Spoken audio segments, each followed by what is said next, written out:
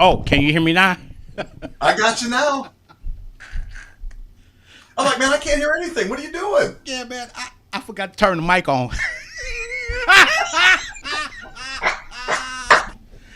See, I tell folk you got it. The show got to go on regardless. I'm like, why can't he hear me? But the mic wasn't on. But first of all, man, I want you to tell your story because the biggest takeaway I had in it is you didn't quit. And I'm you tell the story because man, I was like amazed when I heard it. I was like, wow. So everybody, let's clap for Mr. J. Hamlin. God bless you. Take over, sir. Hey, I appreciate it, man. Listen, a long, long time ago, right, when I was 19, 20 years old, I found myself homeless on the streets in Orlando, Florida. I wasn't a bad guy. I wasn't a crook. I wasn't a criminal. I wasn't hurting people, right? But like a bunch of people, like most people, I was one paycheck away from being homeless, Wow. and that paycheck didn't show up.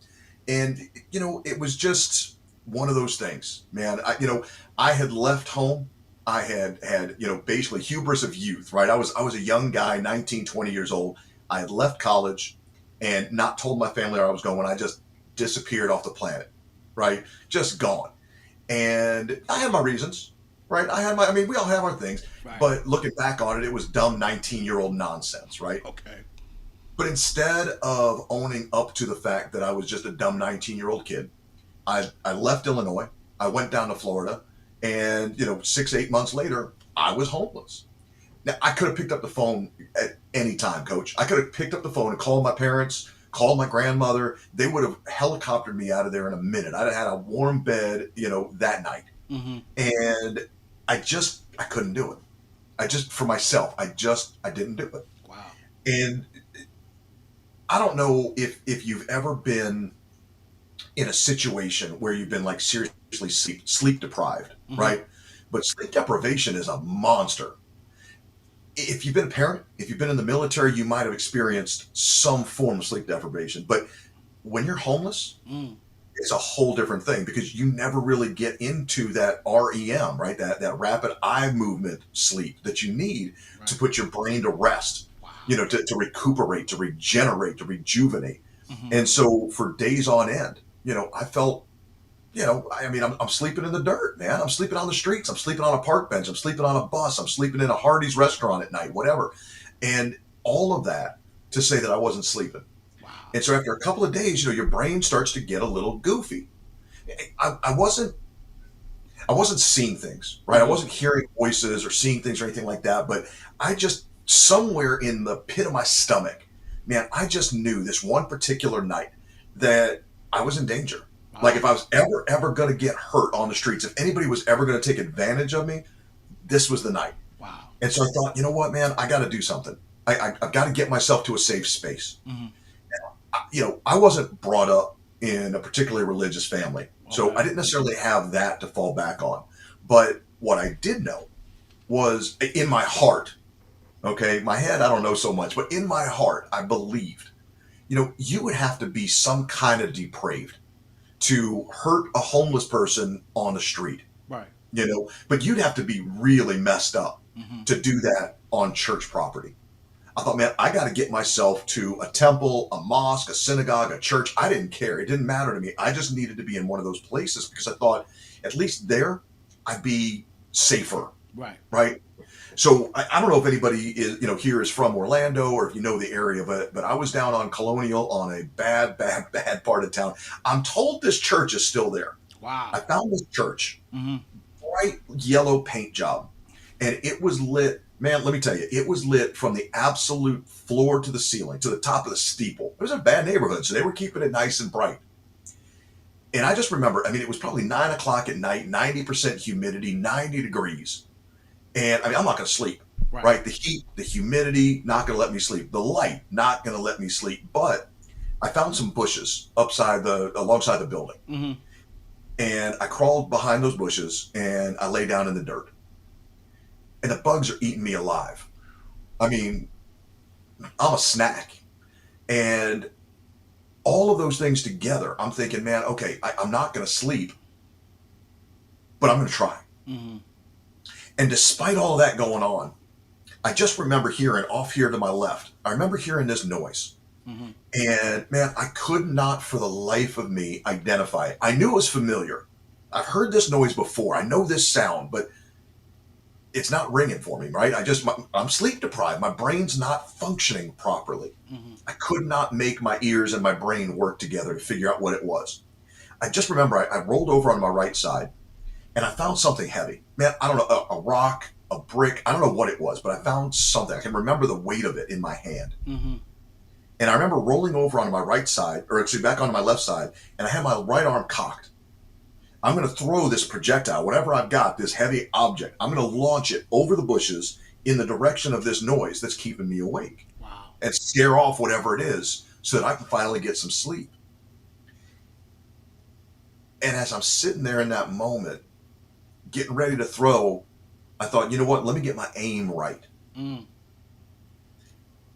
And so I noticed there was this little bit of light coming through. The top of the grass was here and the bottom of the bush was here, and I could just kind of see through there. Right. And I'm looking through to try and get my aim lined up. And what I saw, when I say my heart hit my stomach, Yeah. I saw a family of four. Mm. There was a man and a woman and two kids, a boy and a girl, about 3 and 5 years old. They were on the same church church property as I was. Wow. They were sitting underneath a tree, and that noise that I heard was the mom, I'm singing a lullaby or whatever, trying to get these kids to go to sleep underneath this tree. Mm. And it broke my heart because I'm sitting here looking at this homeless family with this rock in my hand. Mm. And I can still, man, to this day, I can still feel the weight of that thing hitting me in the hip when I dropped it. And I rolled over onto my other side, back over onto my right side, and I just kind of sobbed myself to whatever semblance of sleep I was going to get that night. Now, if you fast forward 35, 40 years, man, I'm okay. Right. Life is okay, right? I mean, I'm out of there. I got out of there. We'll talk about how and why and all that, Right. but Right. Right. I got out of there. Mm. Here's the thing, though, man. I don't know what happened to those kids. Mm. I don't know if they're alive. I don't know if they're still on the streets. I don't know if they've had a great life or a terrible. I don't know much. I know this. I know that those kids had absolutely nothing to do with what put them on the street. And I know they had no power whatsoever to get off the street. They were dependent on that mom and dad. Mm. And so I have spent every last ounce of energy that I've got left in my body. I've spent every last minute of every day. I have dedicated the entirety of my career Mm-hmm. to doing what I could do to help give an opportunity to those parents Okay. or to other parents like them. Right. Because I know for a fact, I've worked with chambers of commerce and trade associations most of my career. And I know that what they need from an economic development, workforce development standpoint, that family needed an opportunity. Right. And the reason that they were out on the streets was because they didn't have it. They Mm-hmm. couldn't find it. You know, when I got off the streets, I had to go to shelters Mm-hmm. to try to find some place to get a shower, because who's going to let me live in their house Right. or work in their business looking, smelling the way I did. Mm-hmm. And so I would try and get into shelters where I could, but I mean, the shelters they cater to the women and the children first. Right. And if there's an opportunity for the men to get in, that's great. But I was out looking for work. Mm. I was out trying to hustle. And so I'd get there late. I couldn't get in. So most nights I couldn't get into the shelter. Mm-hmm. And when I could, I could change my clothes, right? I could turn in my dirty clothes. They'd wash them and give them to somebody else and give me a new set of clothes. Mm. And I just know from my perspective that trying to catch a shower, trying to brush my teeth, trying to shave my face, it was impossible Mm. on the street. Right. How am I going to get off? How am I going to get a job? How am I going to get, whatever in order to get where I'm going? I saved a picture and I have it to this day. It's a Polaroid picture. Okay. It's been cut, like a square. Yes. I was donating plasma to try and get a couple bucks to put some food on my plate. Wow. And in order to donate, they had to have a picture of you on hand so they can match it up, because otherwise Yeah. people, Okay. they're trying to donate 3, 4, 5 times and then dying on the table because they don't have any whatever. So they took a picture of me and it was terrible. They said, well, let's take another one, and they gave me the first one. I asked for it. Mm-hmm. It was rough. I mean, I looked like I hadn't slept in weeks. I was a mess. My hair, my beard. I mean, everything was just. I mean, I looked drugged out. I wasn't, but I looked it. Mm-hmm. I looked like I was on the streets, and I kept that thing. I kept that photo for years, decades now, to remind myself of where I've been and what life was like and what other people are going through. Just to remember, just to remind myself.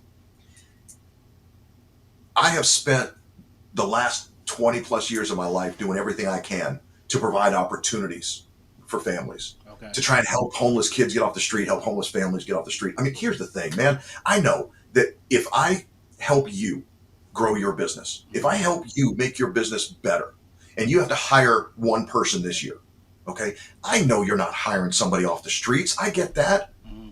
I understand that. But here's the thing. Here's the reality of workforce development. When I create one job, coach, I create a dozen jobs. Because here's what happens, right? Let's say I create a job and you're going to come work for my business now. Well, why would you do that? Why would you come work for my business? The only reason that you would do that is because it benefited you. Right? You were moving up. You were stepping up. You had an opportunity to climb the ladder. So you went ahead and took another job at another company. Right. Well, what does that do? That leaves a job opening at where you were, Right. which allows somebody else to move into that job. Mm-hmm. And that on and on and on. And it's a cycle. And it just keeps on going.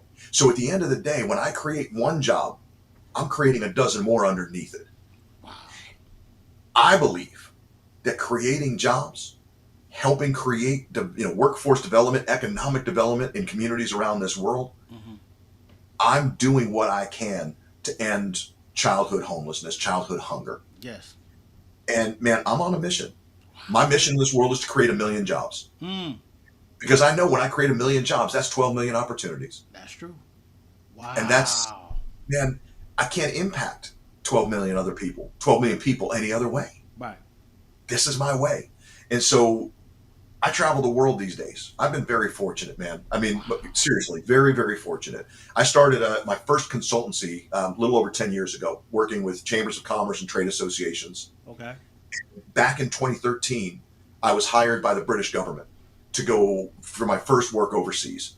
And they sent me to Pakistan and Afghanistan and the United Arab Emirates, working with an organization they were building up out there. And I did something out there that I never stopped doing since. I happened to be, I I was looking for a body of water. Mm-hmm. And everywhere I've gone, every country I've been in, every continent I've been in, I find a body of water. Maybe it's the Red Sea. Mm. Maybe it's, the Atlantic Ocean. Maybe it's a puddle. Maybe it's a lake, a stream. It doesn't matter. But I find a body of water.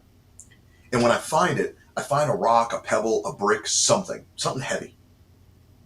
And I throw it into the water. And I watch the ripples until they're gone. Mm. And it reminds me, symbolically maybe, but it reminds me of that rock I didn't throw at that homeless family back in Orlando. Mm. And I'll tell you what it does. Watching those ripples, Mm-hmm. for me, it's a reminder that everything I've done since makes waves that I may never see. Mm. But I'm impacting people that I'll never know. I'm helping people that I will never meet, never see. I'm doing something that, as soon as the ripples die down, you never know that it happened. Wow. Man, But that's I've amazing. done it. And I do it everywhere I go, man. I did it in northern Minnesota. I did it in Mexico. I did it in Pakistan. I did it in Afghanistan. I did it in Kenya. I did it in South Africa. I did it in Italy. You name it. Every country I've been, every state I go to, every city I find myself in, I find that body of water and I find that pebble or that rock and I pot it out. I want to see that. I want that reminder. Man, we got a couple comments I gotta shoot. I gotta share with you. Shayna Danielle Parker, who's my author coach, she's the reason that Map TV exists. She says that's so good.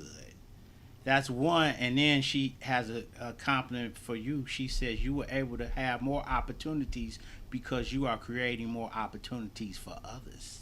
That's it. Mm, That's it. Hey, that's you know it. what? Zig Ziglar said once a long time ago Hmm. that you can have anything you want in this world if you help enough other people get what they need. True. And look, you're a grown man. You can get stuff on your own. You're good to go. You've got a house. You've got your stuff put together. Hmm. But man, I want to fight for those kids that don't have that. Wow. I want to fight for those families that are struggling, that are hungry, Hmm. that are scared, and that don't feel like there's any way out for them. And so look, that's what I've done the last, like I said, 15 years. I travel anywhere I can, speak to anybody I can about how to help them grow their business, become better at what they do. Because, man, how else am I going to be able to impact 12 million lives, 12 Wow. million families? Now, question: what was once you went through that process? What was the one thing that triggered the explosive growth? Was it did you invest in your mind? Did you have faith, or you just decided to step out here and make it happen? I honestly, man, I don't think it is one thing. I think it's Mm. all of the above and then some, Wow. right? Because, I mean, look, you can have all the faith in the world, but if you don't take action, you're just rolling the dice and hoping that somebody answers, Mm. you know? And I told you before, I'm not a particularly religious guy. I wasn't brought up that way, Right. right? But call it God, call it the universe, call it whatever you want, that higher power. I don't believe that higher power is going to step in and pluck me out and put me in a safe place. I think that higher power is waiting for me to put my shoes on Mm. and go do the work. Because, I mean, I can't expect that invisible force to just do it for me. I've Mm. got to do the work. Now, maybe that universe, that God, whatever you put there, okay, whatever placeholder you put there, maybe the capacity that I had was given to me by that higher power. Perhaps Hmm. I'll go with that. Right. But what I know for a fact is that had I just laid on my back, none of this would have happened. I Wow. had to get up. I had to put my shoes on. I had to lace them up. I had to make something work. I had to go. Was there something looking out for me in the universe after that? Yeah, I believe there was. I believe there was. Hmm. But, you know, faith alone wasn't going to accomplish this, man. Mm. Actions alone weren't going to accomplish this. Knowledge alone, learning alone, nothing by itself was going to get me from where I was to where I am. Mm. That's, It's it's a combination of all of that and then some, man. So I mean, I'm looking at, did I invest in myself? Yes, I did. I invested heavily in myself. Did I have faith in me? Yes. Did I have faith in the others around me? Yes. I had to put my faith in others around me in order to, to get where I was going. When I got off the streets in Orlando, there was a local community college not far from there. And I went to the college looking for, like paid internships or opportunities or something that would give me a little bit of money on the side. Mm. And what I found was they had a housing department. Mm. They were able to help connect me with a family that had an extra room for rent. Wow. And met with this family, and I said, "Listen, I can't pay you. I'm broke. I'm on the street. I've got a job. I'm gonna, I'm gonna, I'm employable. I'm gonna be okay. Mm-hmm. But I'm not gonna get paid for at least 2 weeks, and you're not gonna get money for at least 3." And for whatever reason, they agreed to let me have that room. Wow. I mean, again, call that what you will. I don't know what you call that. I don't know what I call it. Mm-hmm. But they did. Mm. And I got that job, and I was able to, I had a place, and I had a hot shower, and I had a refrigerator and a microwave. And, eventually I was able to put some food on the table. Wow. And, step by step by step, I crawled and clawed my way back. And eventually I reached out to family and said, "I'm alive. I'm okay. Everything's good. I'm back on track." But, they didn't know where I was. They didn't know that I was struggling or how I was struggling. Mm-hmm.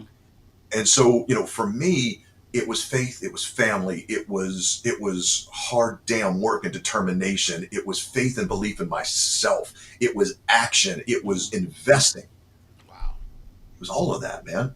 Because, again, you can't move a mountain with a spoon. Mm. Mm. Right. It's going to take everything. We got to Right. put it all together. Wow. Man, so wow. So you made it to that point. How did the consulting? How did that go about? What were you working before you started to consult? What were you doing at this time period? Yeah. So I spent about 15 years in radio sales and sales management. And I worked for all the big boy companies. I mean, everybody's heard about, like Clear Channel and CBS Radio and ESPN and all of these, right? I worked for all those big companies, Cox Radio.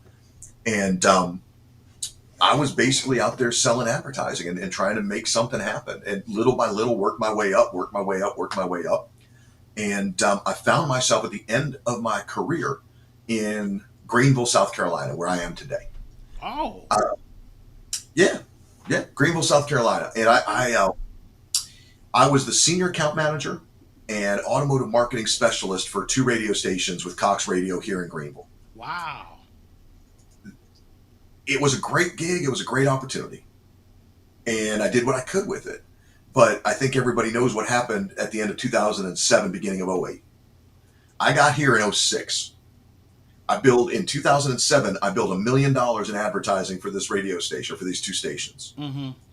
And then 2008 hits, and it's hard times. I mean, it's recession. Okay. I mean, it's hard times. Well, the radio station, what happened, the first thing that happened anyway, was all of the automotive dealers pulled. All of them. Mm. Automotive dealers spend more money than anybody else in radio advertising. And I was the automotive marketing specialist. Oh. So most of my clients were spending $10, $12, $15,000 a month. And now they're gone. And I'm making 20, 21, 22%. Okay. So, I mean, I'm doing pretty well. I'm making a nice, healthy 6-figure income. And then all of a sudden, 2008, all my automotive dealers pull out, and then the wireless retailers pull out. And I mean, I'm left with nothing. Mm. And the company I was working for, I won't mention them again because I'm about to say something nasty about them.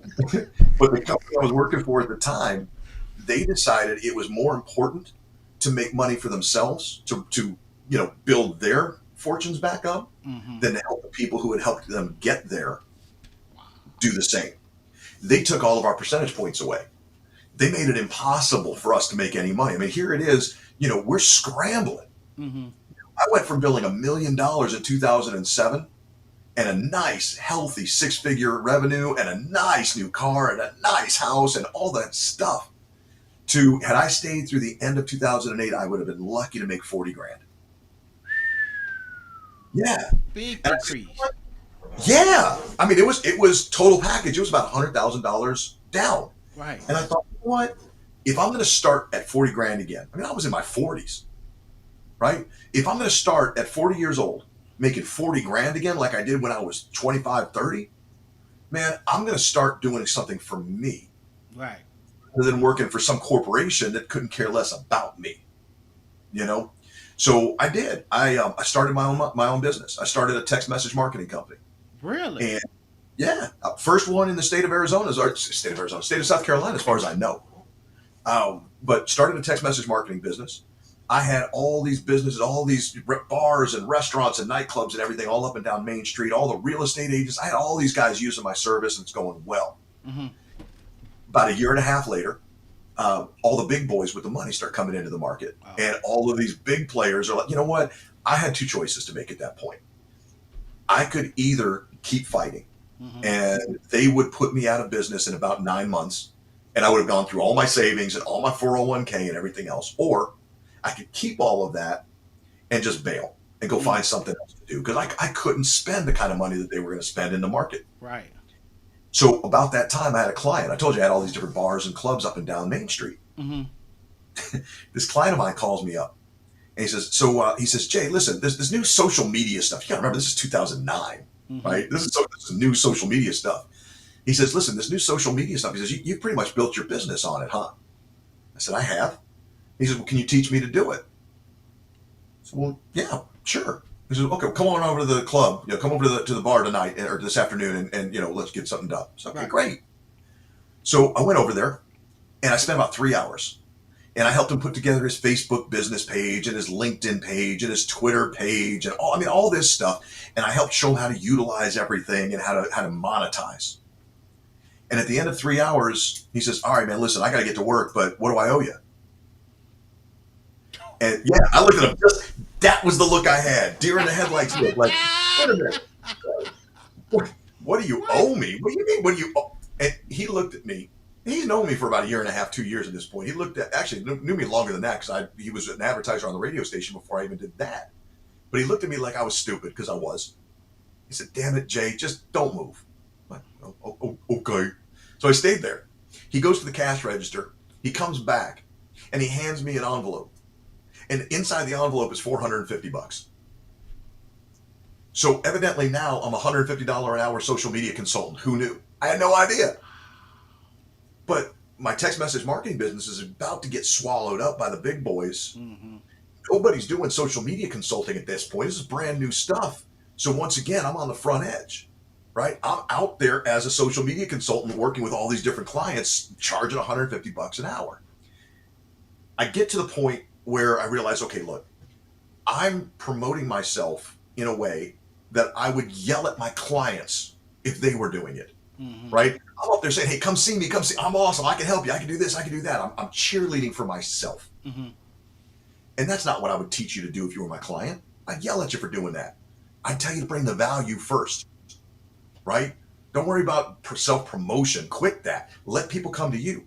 But I realized when I started doing it, I'm like, okay, well, I got to find a way to bring a couple dozen business owners all together at the same time. Mm-hmm. Right? I've got to be able to bring everybody together in one place at one time, charge them all a smaller amount of money, but make more in total because I've got more people there. Right? Mm. And so I realized, okay, well, what I need is a chamber of commerce. And so I thought, well, okay, I knew about chambers. I've been involved. I've been a member of chambers in the past. I've been active with the radio stations as the chamber rep. So I thought, okay, chamber of commerce. But I thought, you know what? I'm not going to go to the big boy Greenville Chamber of Commerce because what if I'm terrible? What if I suck? I'm not gonna, crap the bed in my own backyard. That's not gonna happen, right? I'm gonna find another chamber.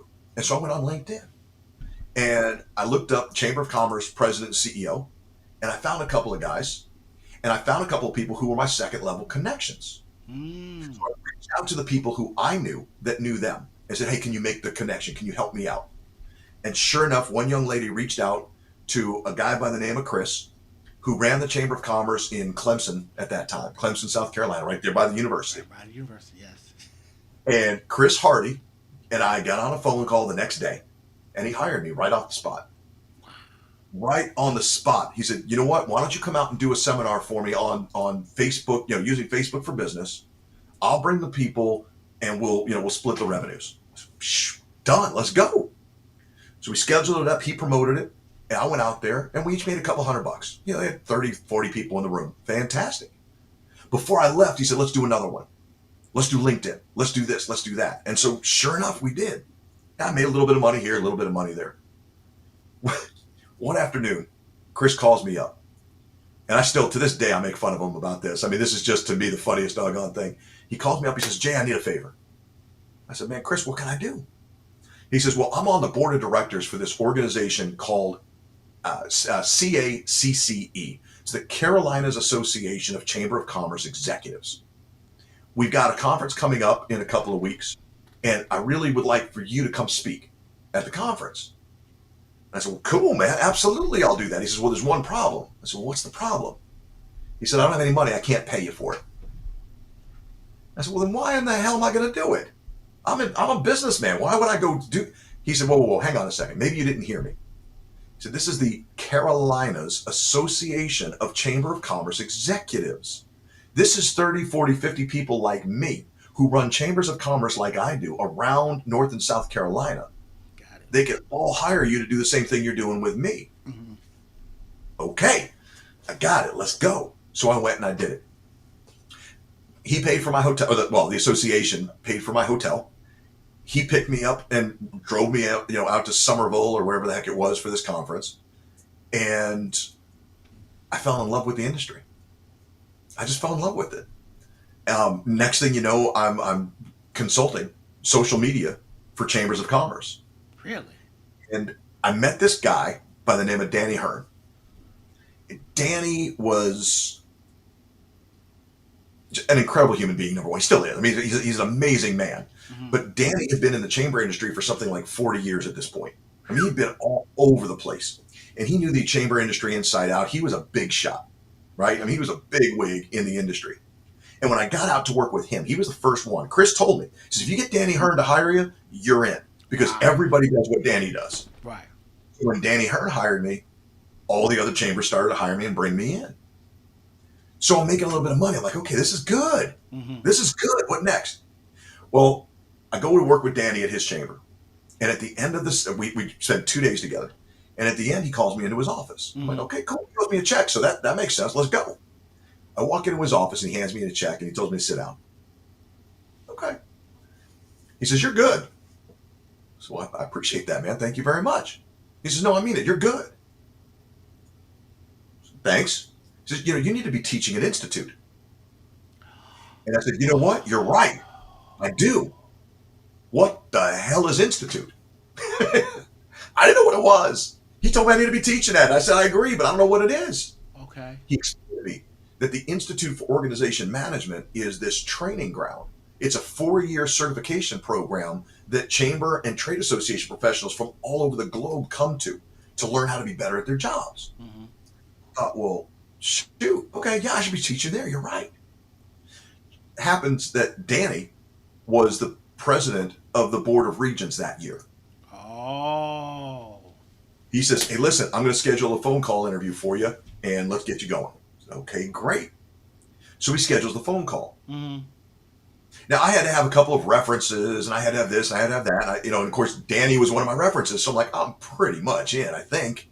But he says, no. It all depends on this interview that you have. I said, okay, fine. So he schedules the interview for me. Mm-hmm. I get on the call. I have a nice meeting with this young lady, and I thought it went really, really well. I mean, I really did. I thought it went great. Mm-hmm. Next day, I get a phone call from Danny, and he's pissed. "What the hell did you do?" "Danny, what do you mean? I don't know what you're talking about." "The phone call, the interview, what did you do?" Like, Danny, I don't know. I thought it went really well. He says, "I just got off the phone with her. Do you know what she told me? She told me that was by far the best interview she had ever done with anybody for the faculty for the Institute for Organization Management." Wow. I said, "Dude, why would you hurt me like that, man? I'm over here. Why are you trying to hurt me, Danny?"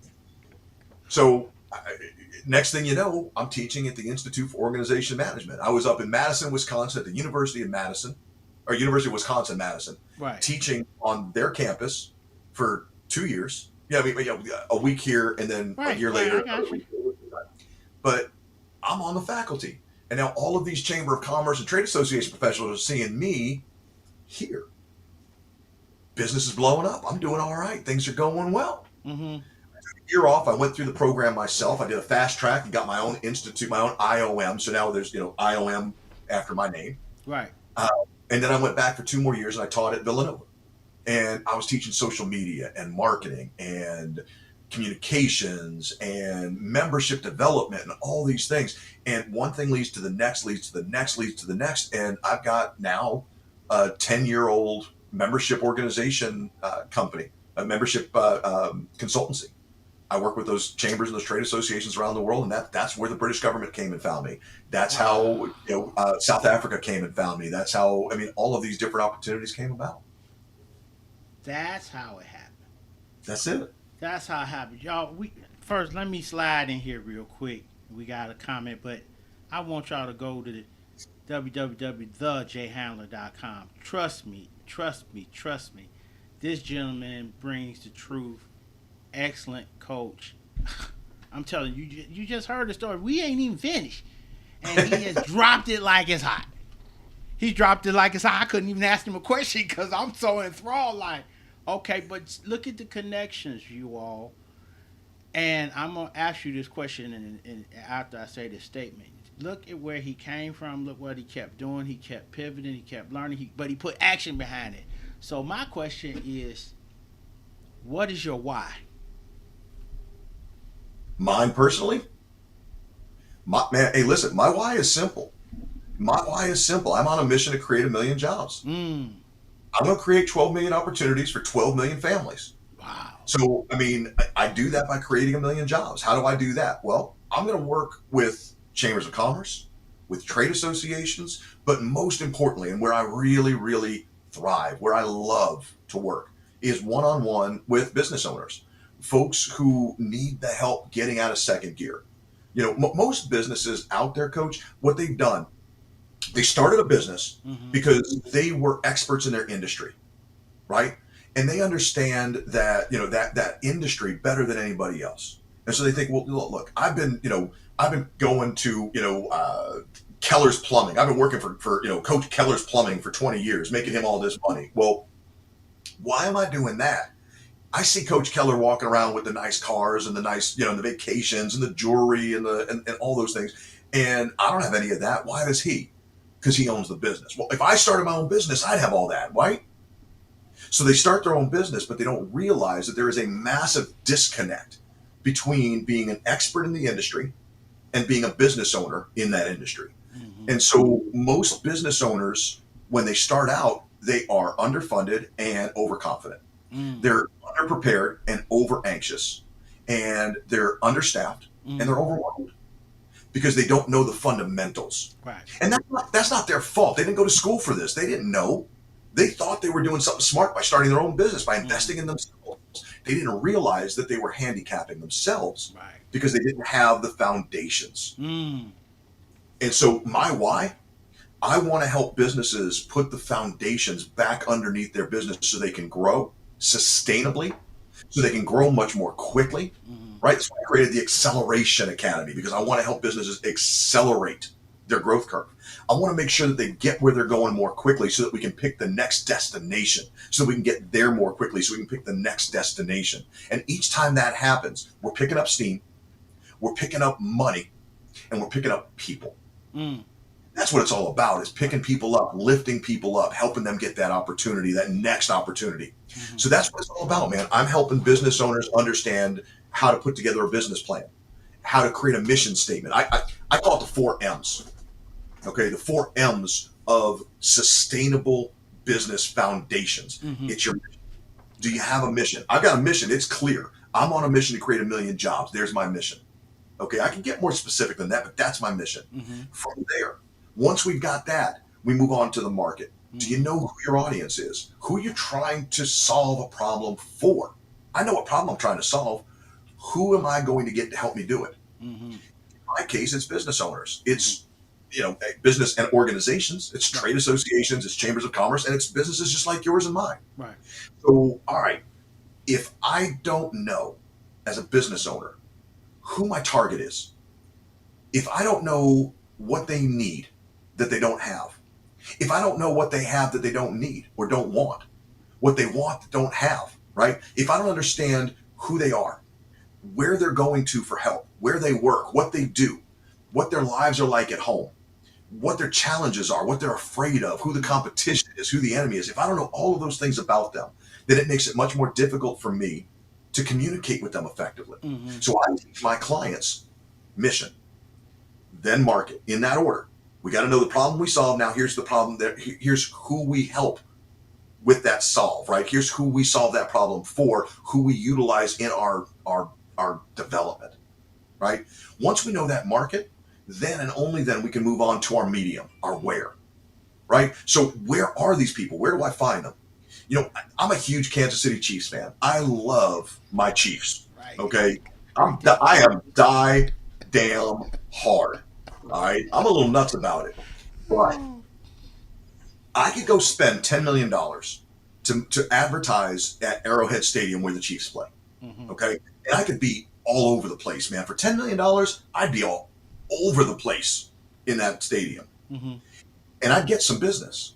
Because out of 87,000 people in there, there's a few that would hear the message, and a few of them would be my potential customers. A few of them would be business owners in that service space that are looking for help, that are looking to get to that next level, that just can't quite get over the next hump. Right.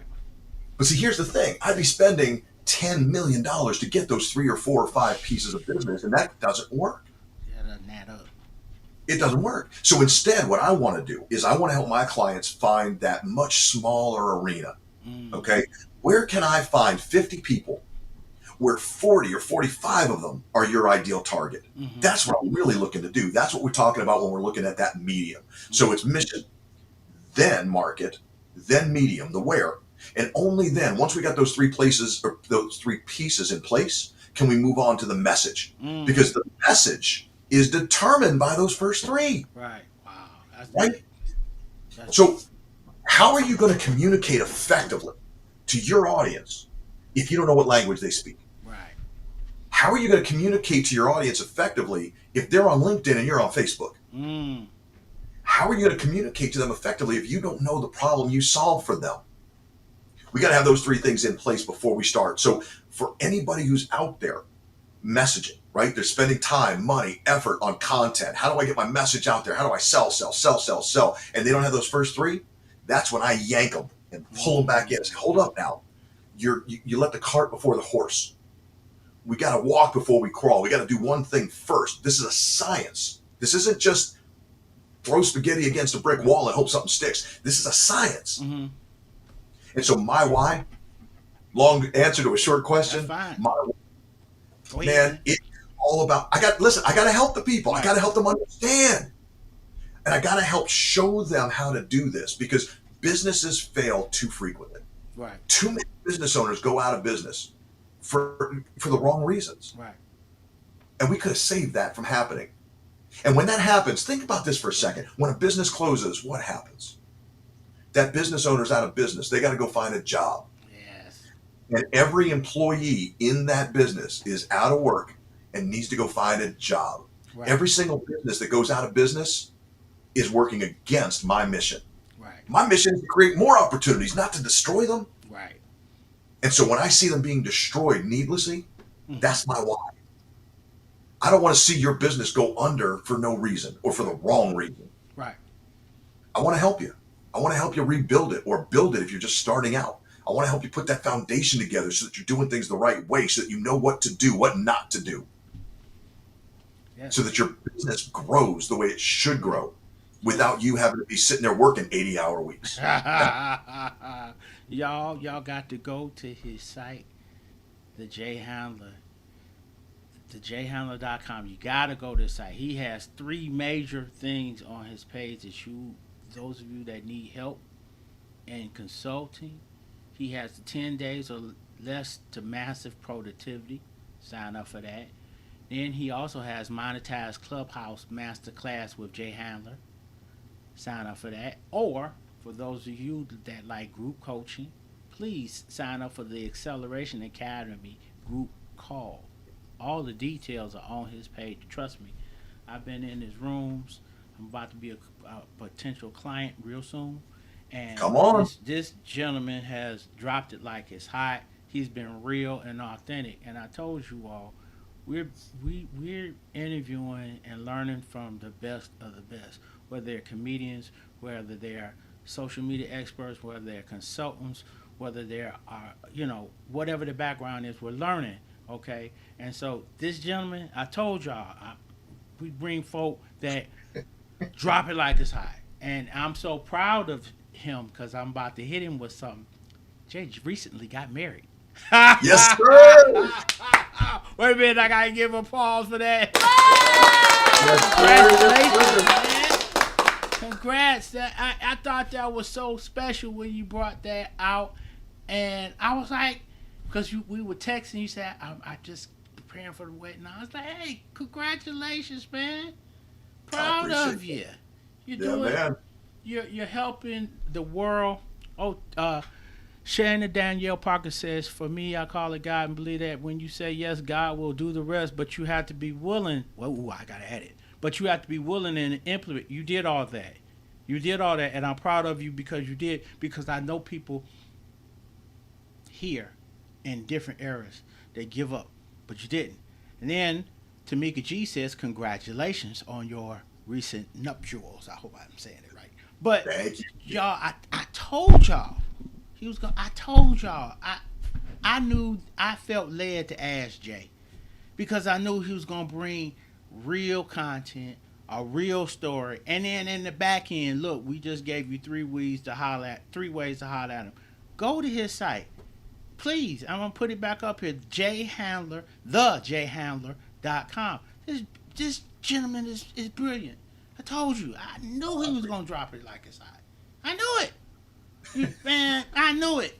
See, I tell folk, watch people, listen, and learn.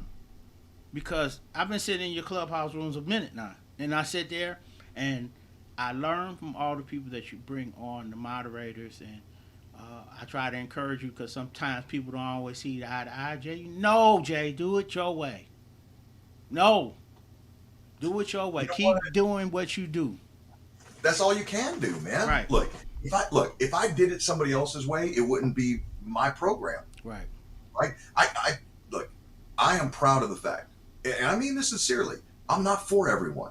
right, I'm not the right coach for everyone, but that's okay because I am the right coach for the right people. right, I am the right coach for my tribe.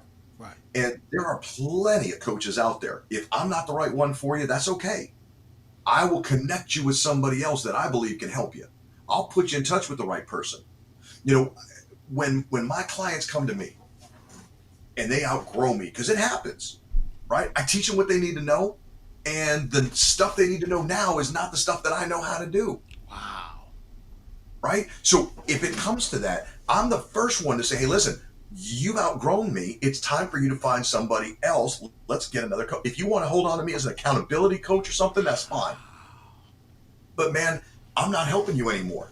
Let's get somebody who can continue to help you. I want to see you succeed. I want to see you grow, even if that means I'm not the guy. I'm okay with that. I'm all right with that. My business is kind of on autopilot right now, right? Because I mean, I've got some of that recurring revenue coming in. But people don't believe it when I say it, but I mean it sincerely with all my heart. Your business success is more important to me today than my own. Mm. Because your business success means mine is successful. If I'm successful helping you, then my business is a success too. So I'm in it with you. I'm in it with you 100%. You become part of my family. You become part of my family when you join my coaching programs. And I want you to succeed. I want you to be everything you can be. Not so much because I love you, but because I love the people that you're going to help by creating your business. And it Right? shows you true to your intent because you're doing it from the heart. And when you have that type of mission, I want to create 1,000,000 jobs. You're doing it from the heart. It's not about the finance. I tell people, go after your passion learn it, do it, but it will pay you once you put the hard work in. And And let me tell you something. go ahead, man. Tell you something. I don't want to create a million jobs. I will create 1 million Mm, jobs. I am well on my way to creating 1 million jobs. right. I don't want to do it. I am doing it. Mm, I will do it, yes. and I have been doing it. There's something magic that happens in our brains when we use the right words. And there's something evil, and I mean it. There's something evil that happens in our brains when we use the wrong words. True. You know, I mean, we've got to be careful of the words that we speak, especially to ourselves, because they have meaning, and our subconscious is listening 24/7, man. Worse than a 7-year-old kid picking up the language, right? I Right. mean, I'm telling you, we are listening to ourselves whether we know it or not, and we've got to say the right things. I had a young man, I was speaking with today, Mm-hmm. and he came into one of my clubhouse rooms, and we're doing a little networking session. And he introduces himself. Hey, my name is so and so. I'm 21. No, stop it. I'm 21 years old, and I'm like already pulling my hair out. Stop what you're doing. He says, I'm 21 years young, and I'm doing this, and I'm doing that, and this is what I do for a living. But I found that I couldn't get hired by the big companies because of my age. And I cut him off, and I said, Joshua, you need to stop talking right now and listen to me. The words you're using are hurting yourself. They're hurting you. Nobody here needs to know how old you are. Doesn't matter. Nobody needs to know how much you've struggled to find a job. Doesn't matter. Are you good at what you do? He says, no, Jay, I'm great at what I do. I said, attaboy, now let's keep going. Who do you serve? What do you do for them? What pain do you take away from them? What do you give them that they don't have? By the end of it, the young man had himself on direction. He was on point at that point. But before that, he's throwing around these words that are hurting him, that are poisoning his opportunity, Right. and slowing him down internally. Right. So we got to be careful, man. I don't want to create a million jobs. I'm creating, doggone it. I'm going. I'm on my You're way. Let's going. go. I have a comment here. Dr. Tachi from Mediascope that's on Clubhouse with us. She said hello. We interviewed her around a month ago, and she was fantastic. So, yes, she's tuning in to see you, Jay Handler. Ah, Dr. Tachi ah. she's something else, Doc. She is That right? amazing. So, Okay. yes, it's in the words you say, and I've been guilty of it, so I have to correct things I say so I can get better. Because my whole mission is to help people tell their stories, and I want to be the best at it. I know who my competitors are, but I'm different. And I know who the motivational speakers are, but I'm different, and I love it because I can be serious. I can cut up. I can make them laugh, but I can go at different speeds. I'm like a Right. 10-speed bike. I don't stay in gear 2. I can go to 9, 8, 7. I can change it up. So uh, I think what you're doing is amazing, man. I'm telling y'all, please, man, please, sir, go to his site, thejhandler.com. I've known this gentleman a few months now, and I've sat in his rooms, and I've listened, taken notes, and I like raw and real, and he's raw and real. You didn't see no fluff. He brought it just from the time he started talking. I said, "Oh, well, this is gonna be fun." I knew it because he's been real. He's consistent. That's one thing. And let me tell y'all this: be consistent, whatever social media you are on. Be consistent on Clubhouse. Be consistent on YouTube. Be consistent on Instagram. Be consistent when I meet you. Be consistent, and consistency brings out the best. And you're consistent. You're the same person I met online. You're the same person I met offline, and consistency bears fruit. And look at what Jay has done. I'm like, you did what? You've been where? Just when he was naming all the countries that I can barely spell. You know what I'm saying? So I was like, oh, really? So, congratulations on your marriage, man. I'm I asking appreciate it. God to bless both of y'all, man, because you are a straight up guy. And I am so proud to have come across your path. And I've watched the people that come in the room, the ones that you connected to, and I can see how you are monetizing off Clubhouse because I pay attention. because when you open up rooms and then people want to join the academy and then they want the one-on-one, then they want the 10-day one. Okay, so your business has grown in almost 2 years because you came in 2021, but it has grown because people need that realness. They tired of the fluff. They tired of the lies. They want people to hold them accountable, and then when they start getting their results, it's hard for them to leave. But you said one thing that stuck with me. You said that when clients outgrow me, I try to find them another coach. Most coaches don't do that. They're there for the money. And when you said that, I was My first coach who showed me what I was doing wrong. I've started 7 businesses. 3 of them no longer exist. Okay, because they weren't started right. oh I failed.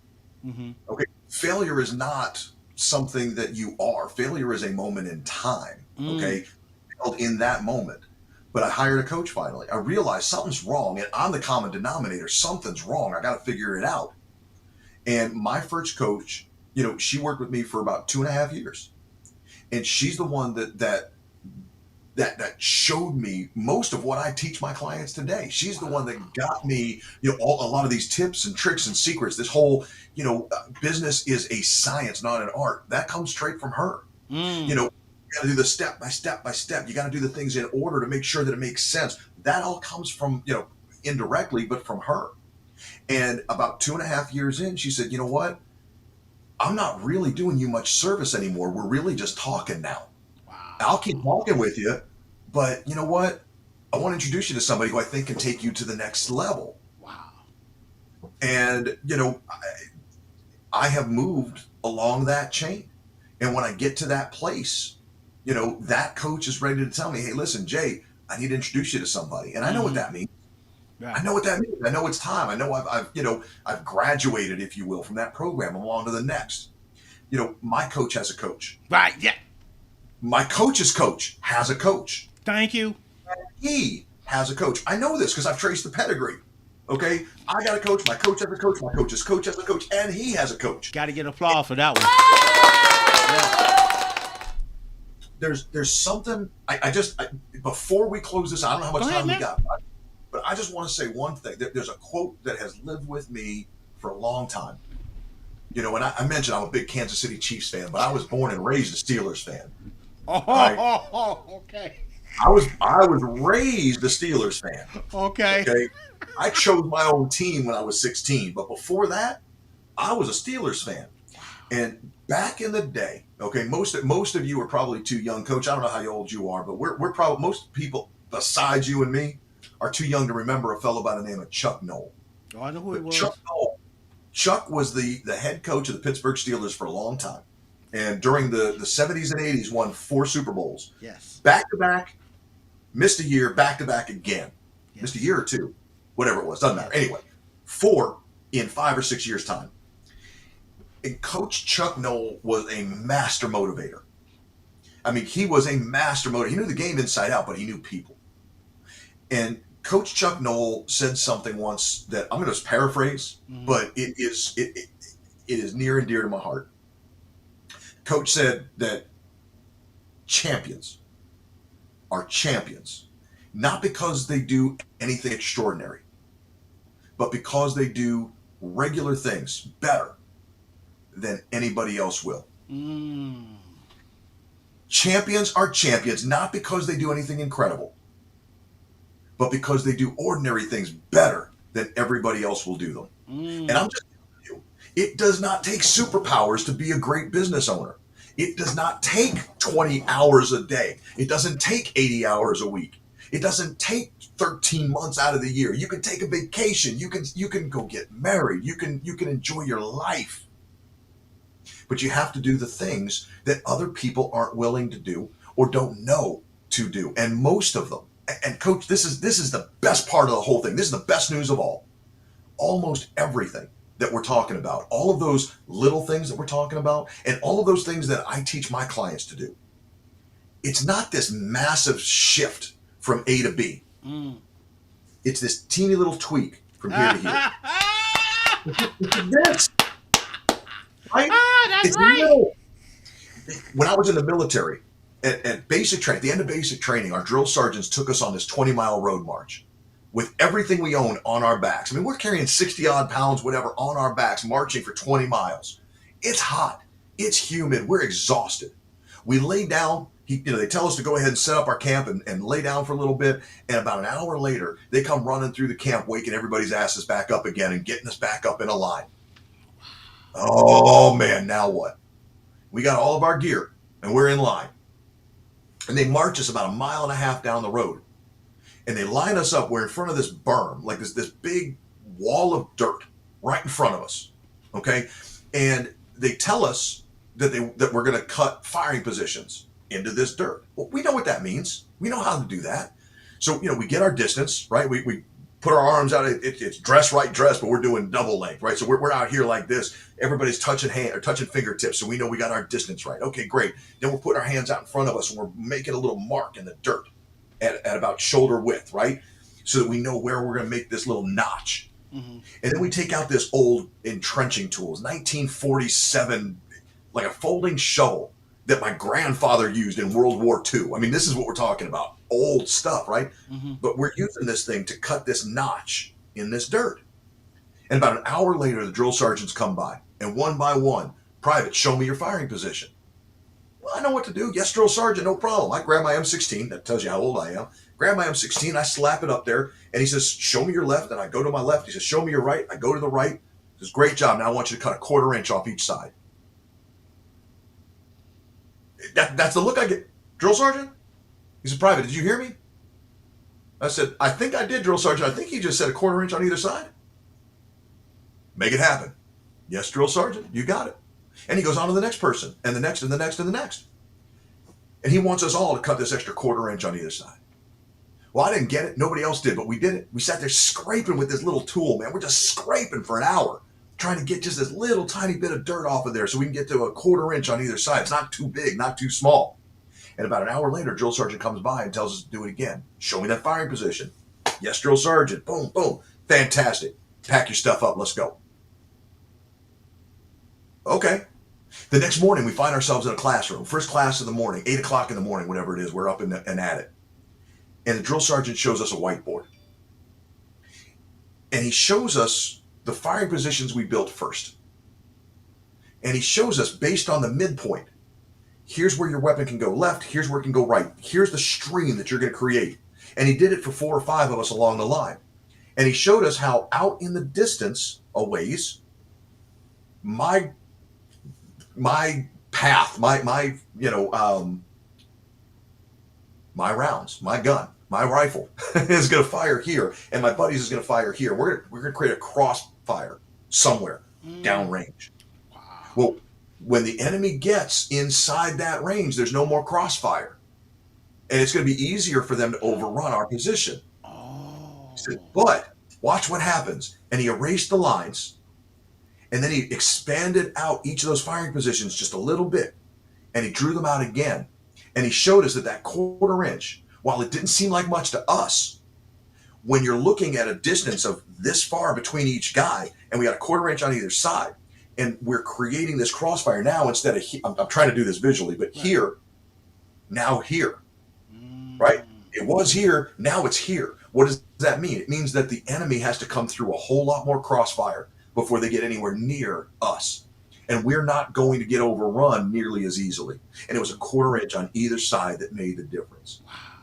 And so today, I teach my clients all the time, man, listen, we don't have to burn stuff down and start fresh. All we have to do is figure out where you are and turn you a 1/4 bit, just a 1/4 inch. Just dial it in just a little bit tighter, and we're going to get perfection. That's life, man. Life doesn't happen in these huge changes. Life happens 1/4 inch at a time. You just said 2 dynamic things there.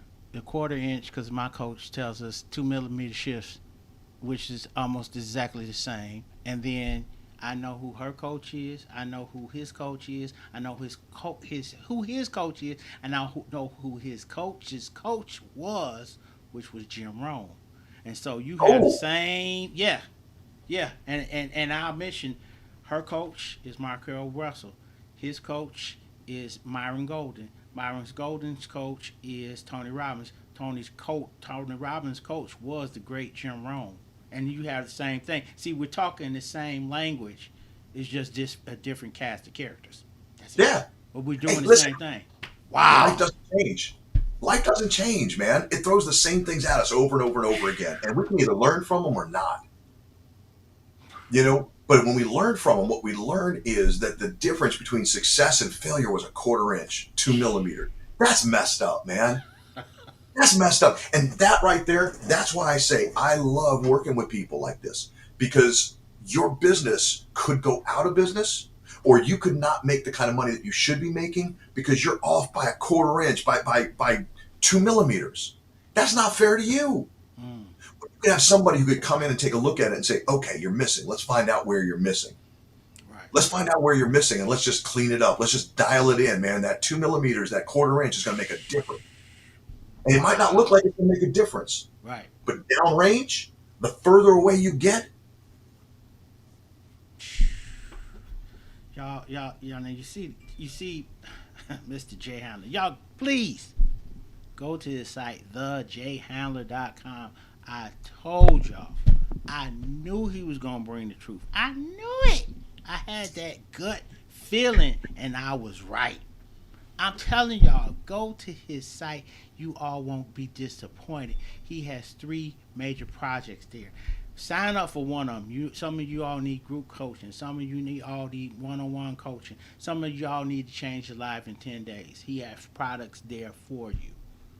So please go to thejhandler.com. I guarantee you won't be disappointed. And if you're on Clubhouse, find him, follow him, sit in his rooms and observe this knowledge, but take action on it. And take action by joining one of these programs. I guarantee you won't be disappointed. Do you have any last words, Mr. J? I mean, you just, man. hey, listen, Whew. I am here to help any way that I can. And you're right. THEJAY handler.com is the best way to find me. You can schedule some time. If you just want to talk, I'll give you 30 minutes of my time. I'll pay for it. No problem. Schedule a call. If you are looking to be productive, not just busy, okay? I mean, if you're spending hour after hour after hour chasing your tail and you're not getting anywhere, if you're busy as hell but not productive, that course that Coach was mentioning, that 10 days or less to massive productivity, that's for you. That's a one time. You can just you pay one time, you do it at your own pace, and if you need help, you reach out, right? There's the group coaching, the Acceleration Academy. I would love for you to check that out. If you have questions about it, reach out and let me know. And I got the one-on-one coaching. If you've got specific issues that you want to deal with one-on-one, man, I'm happy to help you there. I've got a program for everybody. It doesn't matter. It's not about the money. Okay? Whatever you need, if you need help, whether you can afford it or not, reach out to me. Hit me on Instagram, hit me on Facebook, hit me on Clubhouse. I'm on all the platforms, and I'm always at J Handler, at JAYHANDLER, or thejhandler.com. And Coach, I appreciate you, brother. Thank you so much for helping me. You just blessed me. I'm like, man, let me check that out. But I See? told y'all, I knew it. See, I'm gonna say this, and then we're gonna close. If you want to change things in your life, you have to change your circle. Number one, you gotta stop hanging around the people that aren't going nowhere, and you gotta start hanging around people that are.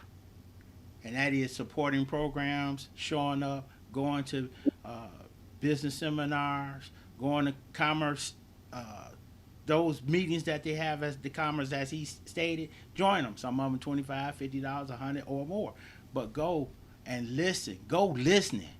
And some of y'all like me, pray first and ask the Lord to help you find the right people.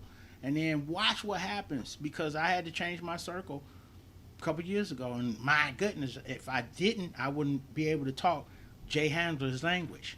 I wouldn't know what to say, wouldn't know how to ask, and this was an ask. So thank you all for hanging in there. Don't hang up, Jay, because I got I'm going the anywhere. show. I'm right here with you. So y'all, we have some breaking news of what's coming up, and then stay tuned, and then after that our show should end. Thank you for watching, y'all.